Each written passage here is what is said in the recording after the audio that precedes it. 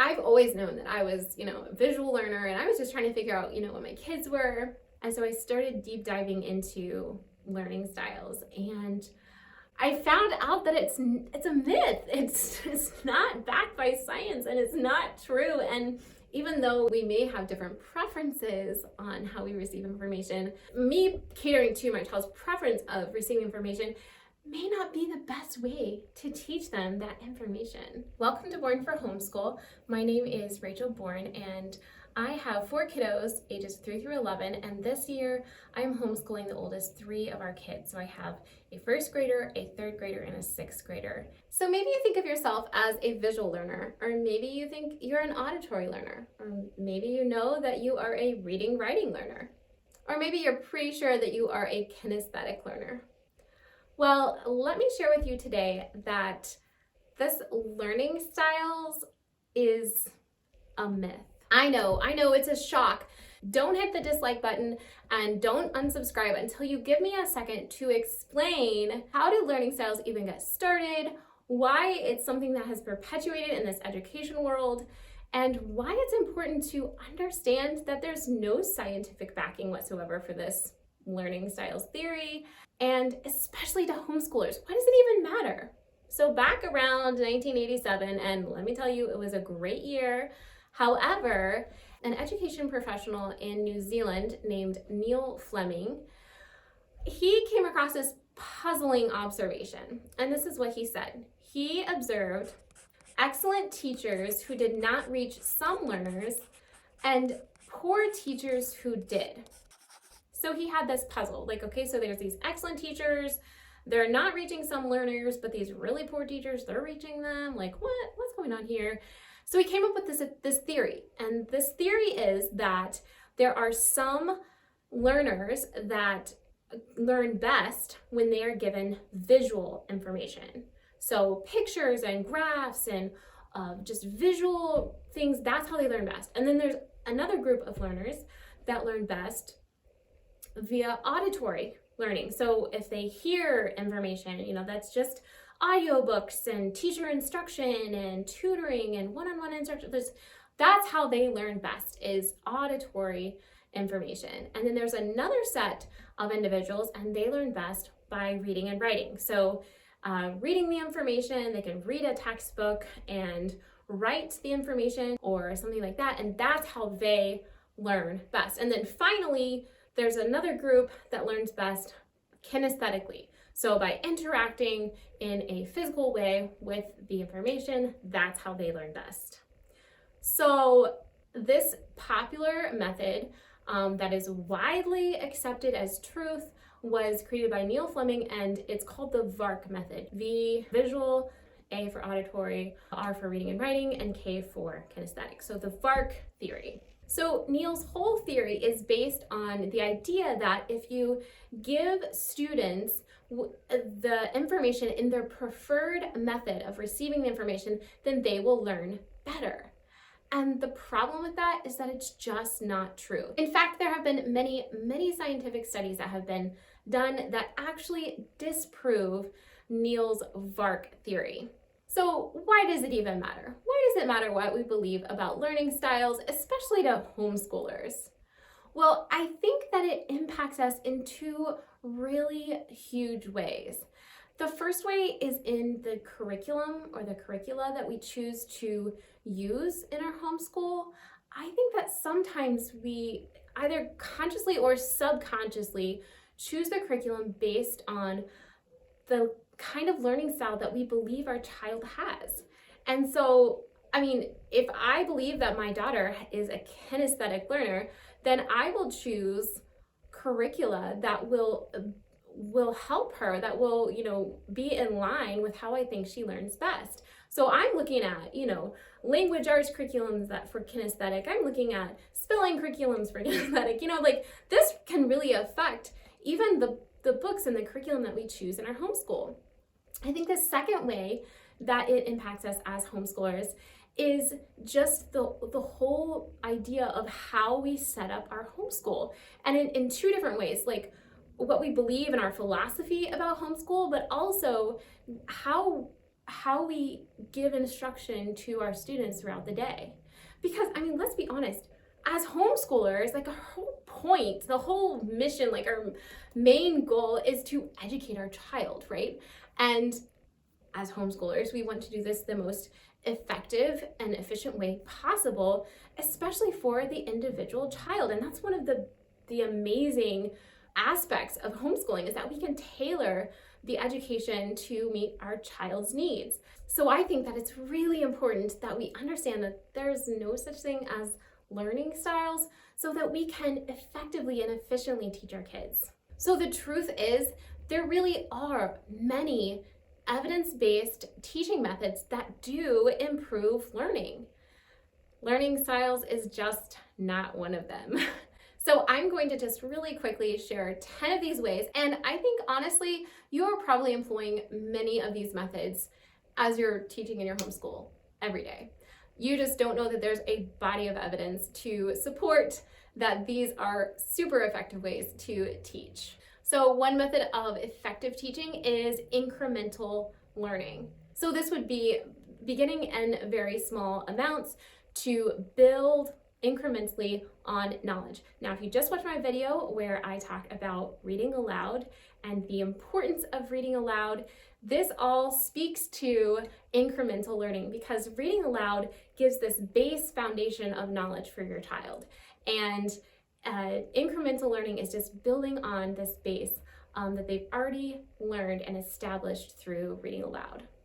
Another effective method of teaching is repetition and practice. So repeated practice spaced over time helps to solidify learning. This is one of the reasons that reviewing is really important.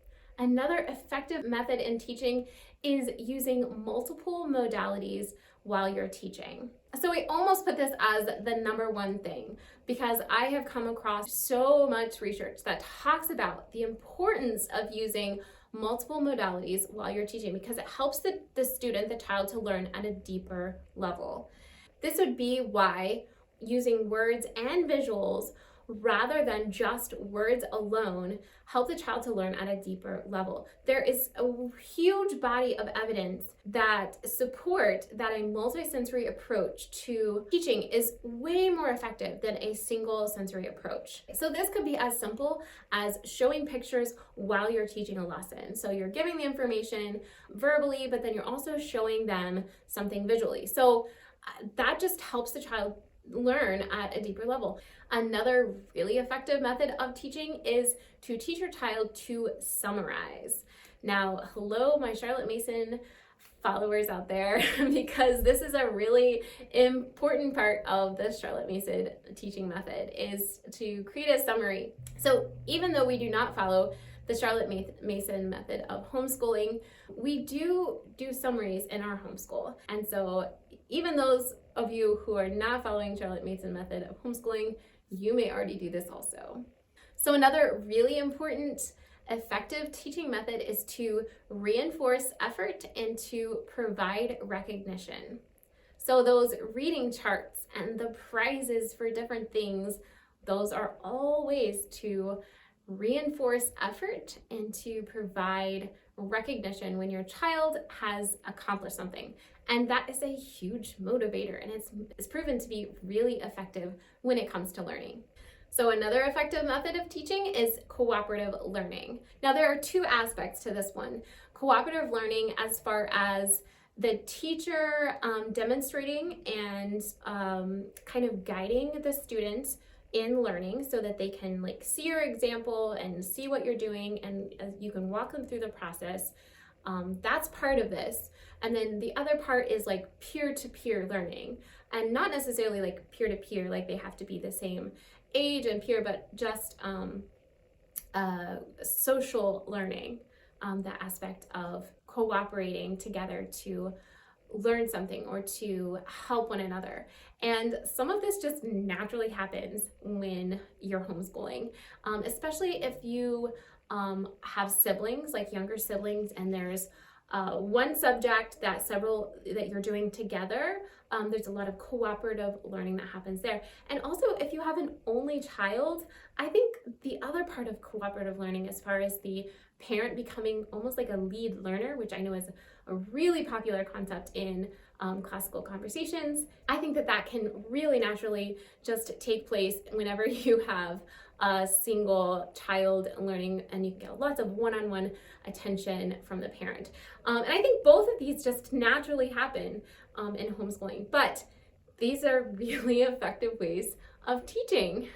So another effective method of teaching is to set objectives and to share those objectives, and even to have the student assess themselves in certain areas has been proven to be a really effective way to teach and for the child to learn. I think a lot of curriculums have this just built into them. Our math book has it just built in. At the beginning of the teaching part of the lesson, you just read to the child what they're going to learn today. I think that sometimes it just naturally happens whenever you're sharing the lesson or you're talking about what you're going to do for the day, but this has been proven to be an effective way to help your child learn.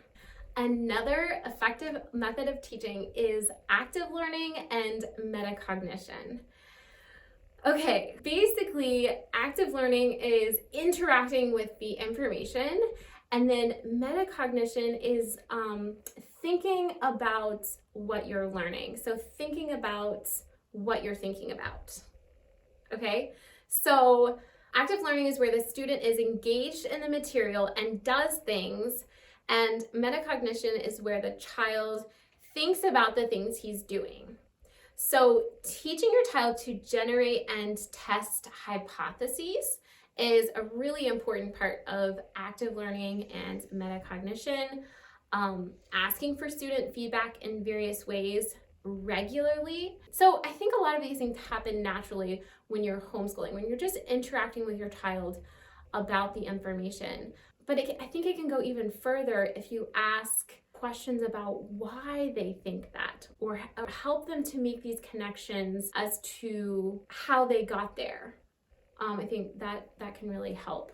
So getting into a habit of asking for feedback from your student has actually been proven to be more impactful than you giving your student feedback.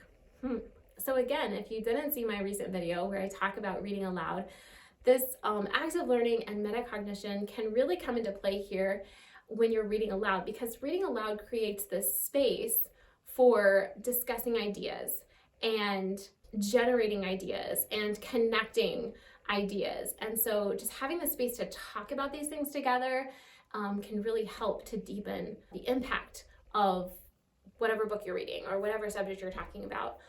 So another effective method of teaching is teaching observation and critical thinking. So one of the ways that you might do this is to teach how to identify similarities and differences. And again, observation, a lot of this is, right up Charlotte Mason's alley. And I think that there are a lot of things that happen in our homeschool that just kind of lend to this idea of teaching critical thinking and observation. Again, reading aloud. This is a great way to teach critical thinking because you can ask a lot of these why questions, like, why do you think she's doing that? Why do you think the illustrator drew him this way? Or why do you think this character is part of the story? So all great ways to teach critical thinking and observation. So the last effective method of teaching that I want to talk with you about today is the importance of free play and reading aloud in the development of children. Again, here we are, reading aloud.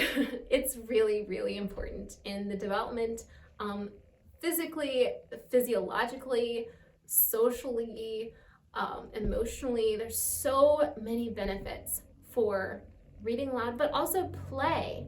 Your child needs to play. Using free play and even guided play has been shown to be extremely effective when it comes to learning. And there's lots of recent studies that have been done that prove this. So this is just a quick summary of 10 teaching methods that are scientifically proven to be effective when it comes to teaching and when it comes to learning. And you're probably using multiple methods to teach different subjects to your child. So if you have found this video to be helpful, if you have found information that you did not even know about, or maybe just a lot of information that is confirmed that you knew and that you have already been doing for a really long time, please give it a thumbs up. And please subscribe to Born for Homeschool, as I share weekly videos on tips and tricks, information, and encouragement to support you in your homeschool. And I really appreciate you being here today, and I will see you again in next week's video. Now, before you go, I wanted to share with you how I even discovered that learning styles was a myth. So back in August or September of 2021, I was researching homeschool philosophies. So this was like more than a year ago.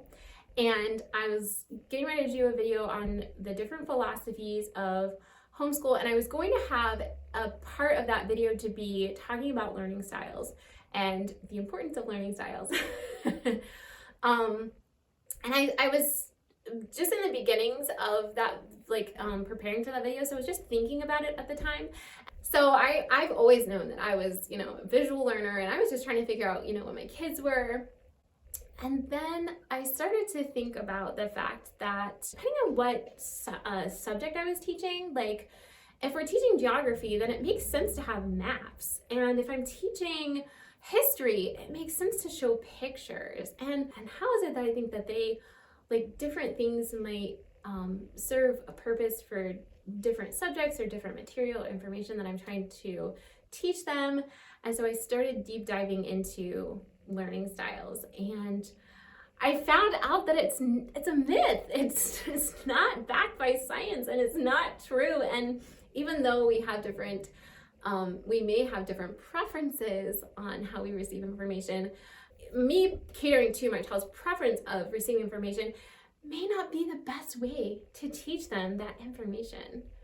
And so I was really shocked about this, and I've really just thought through, how does this change our homeschool, and how does this change what I choose to do? And I think it's actually made kind of a big difference. And I don't think consciously it's made a huge difference, but maybe even subconsciously, choosing curriculum and how I set up our homeschool day, trying to involve my children in active learning, and not just because I think one is kinesthetic and I think one is visual, that sort of thing.